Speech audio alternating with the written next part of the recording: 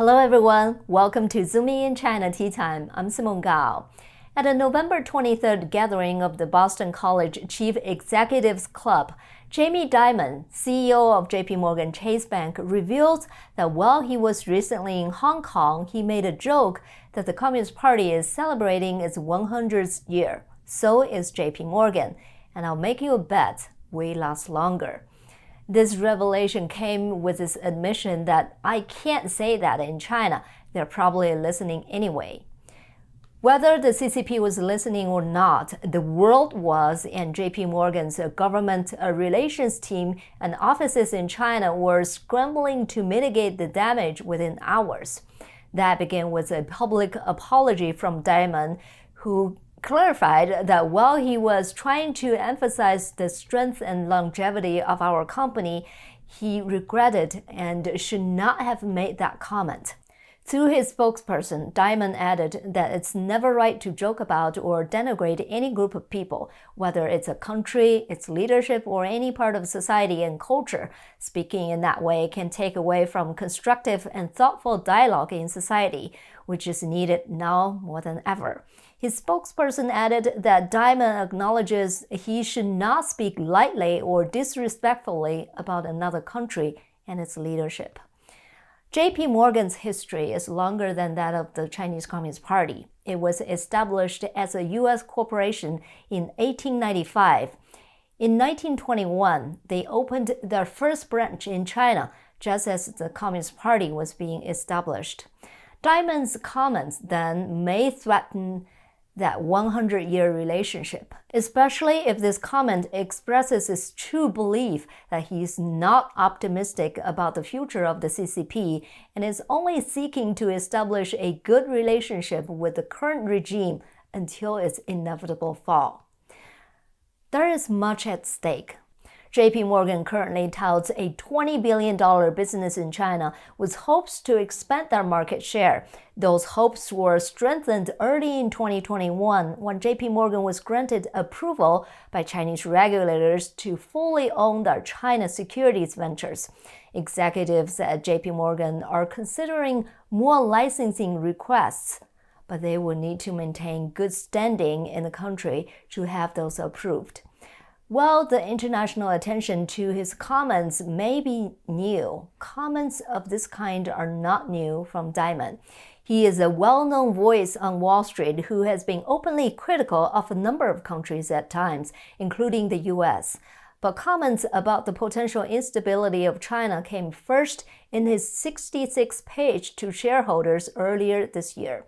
In that letter, Dimon wrote that while China has done a highly effective job with economic development over the past 40 years, the next 40 years will require China to deal with our diminishing resources, income inequality, and corruption.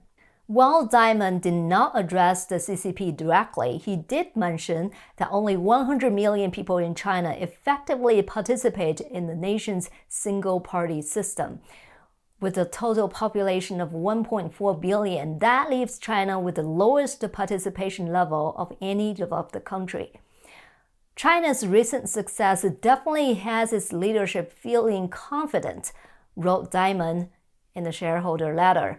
Growing middle classes almost always demand political power, which helps explain why autocratic leadership almost always falters in a larger, more complex economy.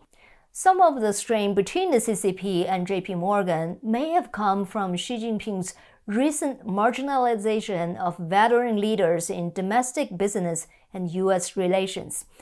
According to a November 22nd report published by Nikkei News, before the 20th National Congress of the Communist Party of China, Xi Jinping was dismissive of the performance of Chinese political and business leaders closest to the United States, including Wang Qishan, Jack Ma, and others. All of those receiving Xi's rebuke belong to one organization, the Tsinghua School of Economics and Management Advisory Committee.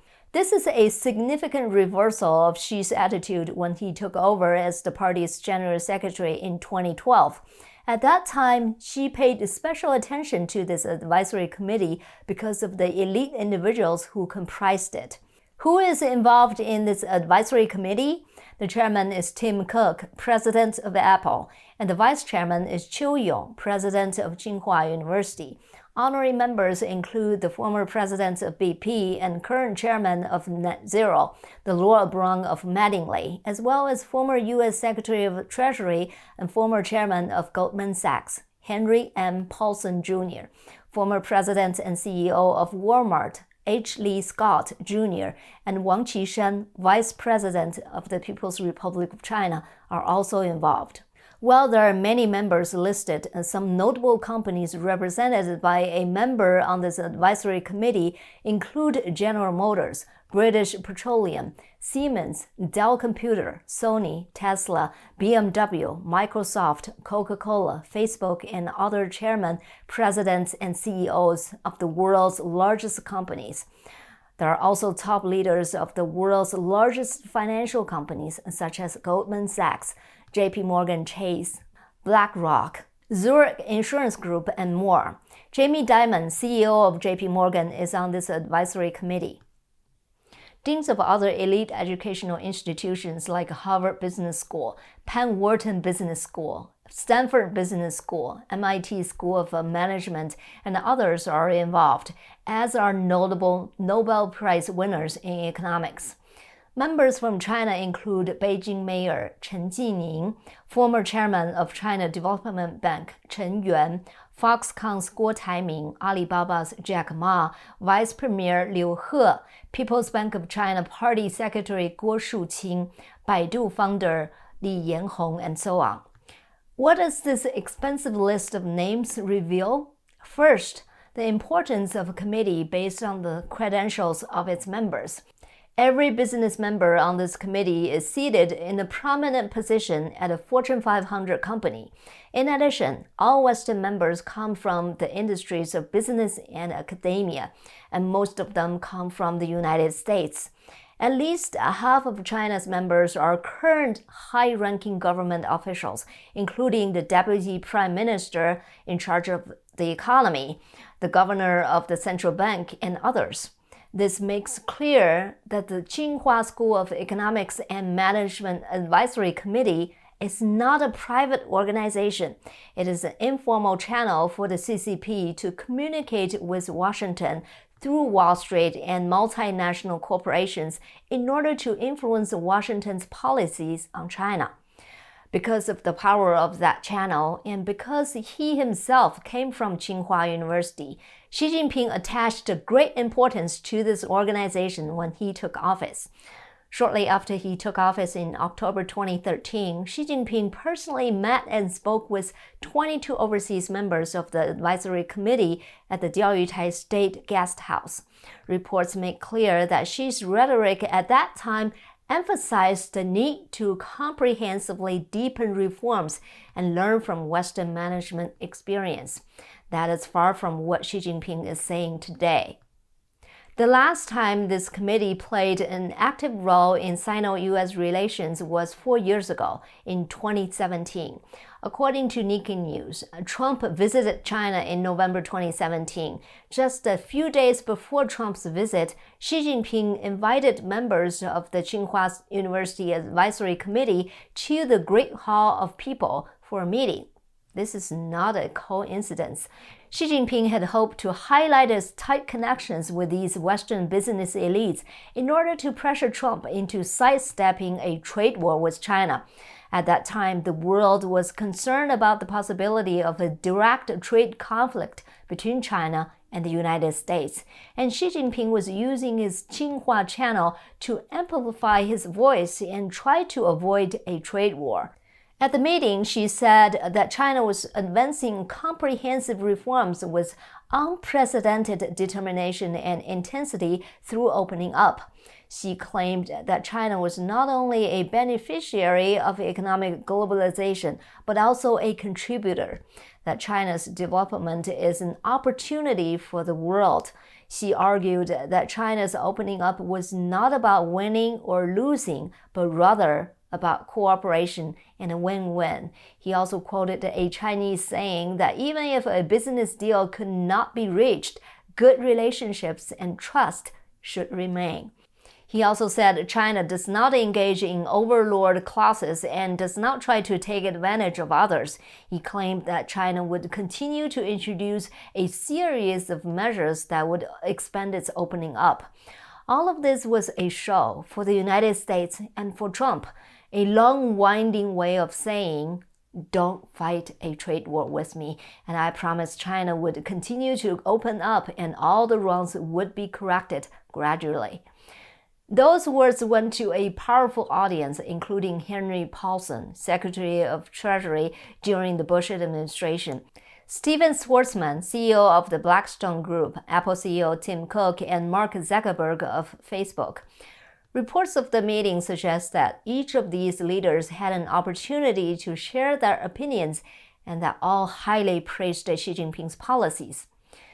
Given the political and economic power of those in that room, a great deal of pressure was put on Trump. As a result, the Sino-US trade war was not officially launched in 2017. Instead, China and the United States reached an agreement for China to purchase $250 billion in goods from US companies. But this was a trade war delayed, not a trade war averted. Trump did ultimately launch a trade war with China, despite these American business elites and their collective persuasive power. The Wall Street-led China policy, which had been tried and tested before, did not work well for Trump. Because of that, the relationship between Xi Jinping and this committee should have changed. Instead, China attempted the same strategy a second time.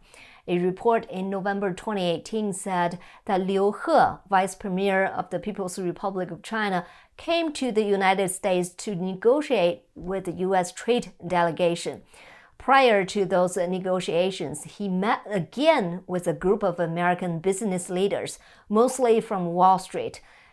Guests at the meeting held at a hotel near the White House included Larry Fink, CEO of BlackRock, David Solomon, the second-in-command at Goldman Sachs, and Jaime Dimon of JPMorgan Chase, among others.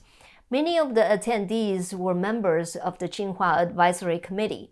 Liu He stressed once again that China would open up their financial markets.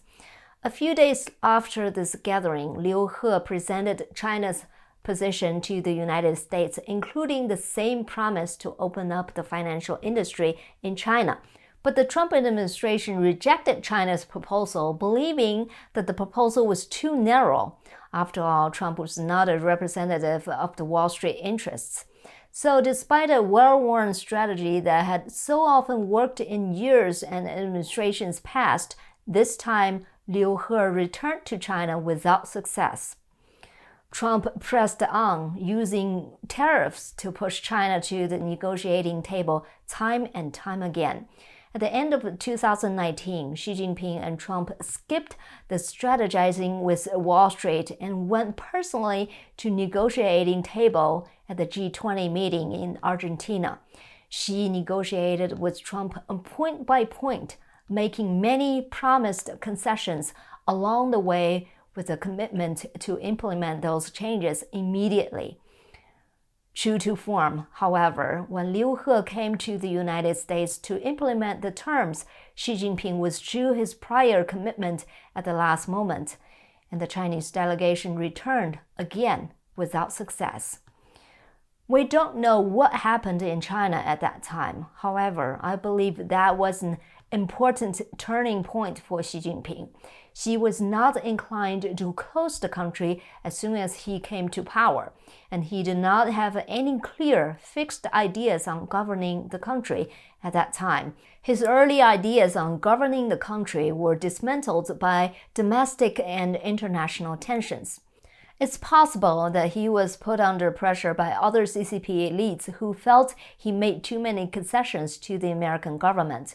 So Xi has started a steady march towards closing the country, a march that will inevitably lead to a confrontation with the West. And he is using the coronavirus pandemic and his claimed success at handling it to suggest that the CCP's totalitarian rule has an advantage over Western democracy. What Xi claims about success in diagnosing, treating, and containing the coronavirus cannot be trusted. The numbers are unbelievable by any standard. Still, Xi is using them to claim that China is institutionally and economically superior to the West, giving him the false sense that he has the strength to compete with and even overcome the Western world, a notion that has now made the Tsinghua School of Economics and Management Advisory Committee seem disposable to him. He doesn't need a secret route to persuade the U.S. if he believes he can beat the U.S. It is not just external factors that have swayed that decision, though. The Nikkei News report also cited the breakdown of Xi Jinping's relationships with Chinese members of the committee in the past year. These members include Jack Ma, Wang Qishan, and Chen Yuan, the former president of the China Open Bank. Chen Yuan's close assistant is currently under investigation. People around Wang Qishan were also investigated one by one. At the same time, Xi Jinping is still investigating 25 financial institutions, including large state-owned banks. The report said this is also weakening Wang Qishan's power as a veteran in the financial field. Although Xi Jinping has alienated this think tank as a whole, some overseas members of this committee still hope to have a good relationship with the current regime of the Chinese Communist Party. The Blackstone Group has been a good friend of the CCP from the beginning, and BlackRock has argued for continued and aggressive investment in China and has endorsed the future of the Chinese economy. Xi Jinping will not oppose them doing so. What Xi wants is not a completely closed society. What he wants is Wall Street forces that will bend to his will and accept his way as the right ways. China still needs foreign capital and global markets, but Xi needs them to operate under his control. But if that was his desire, he destroyed it through his string of suppression on the corporate and economic environment of China. His crackdown on Jack Ma, Didi, Tencent, and others, and his tax on the platform economy have caused an irreparable break between Xi and this committee. Fundamentally speaking, this is a battle of roots. Earlier, I introduced several important members of this committee, but I have not introduced the most important person. He is the founder of this committee and the honorary chairman, Zhu Rongji. Zhu was the premier of China during the Jiang Zemin era. He founded this advisory committee in 2000, which opened the way for the top CCP to use American business elites to influence Washington's China policy. Zhu Rongji was Wang Qishan's boss. Wang Qishan is one of the first CCP officials who knew how to negotiate Wall Street. In 1996, Wang listed China's state-owned banks on the New York Stock Exchange with the help of those on Wall Street, a move he made while working under Zhu Rongji. Both Zhu and Wang belonged to the reformists. One believed, according to the book Red Roulette, that China's state-owned enterprises would one day be privatized and that they should prepare for that day by preparing the money to purchase those companies. Since the era of Zhu Rongji, whether it is the CCP or the Western financial leaders and multinational corporations, they are all participants in and beneficiaries of the economic globalization. As such, they can get along well. But Xi Jinping's current trend of encirclement and suppression in China has prevented him from fully participating in the feast of globalization. That's all for today. Thanks for watching Zooming in China Tea Time. Please like, share, subscribe, and donate to this program if you like my content. Also, head over to my membership website at zoomingin.tv. You can get video audio formats of my shows, full transcripts, in-depth reports, and extra interviews available only to members. Just $5 a month or $50 a year. Please check it out.